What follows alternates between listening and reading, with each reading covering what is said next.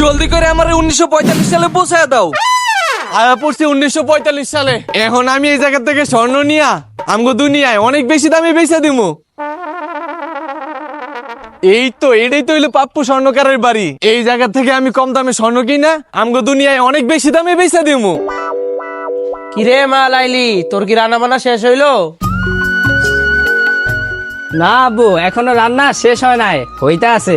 আচ্ছা ঠিক আছে, তাড়াতাড়ি যাবা না। এই তো আব্বু, এখনই হয়ে যাবো। কি খবর পাপ্পু ভাই? এই তো ভালো। কেডারে তুই লুঙ্গি না পরে কি ঠঙ্গা মঙ্গা পরে আমার বাড়িতে আইছস? ঠঙ্গা মুঙ্গা বাদ দাও, আগে তুমি এটা কও, তোমার কাছে কোনো সোনা আছে নাকি? হ আছে তো। তাইলে দেখাও তাড়াতাড়ি।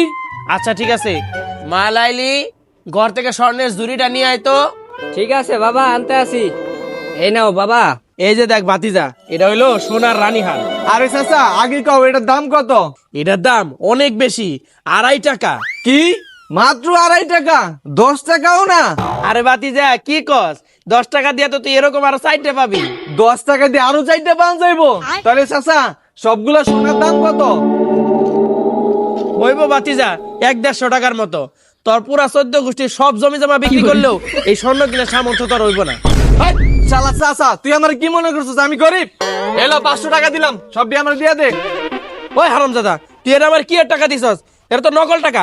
পুরো ভিডিওটা দেখতে চাইলে এখানে ক্লিক করুন।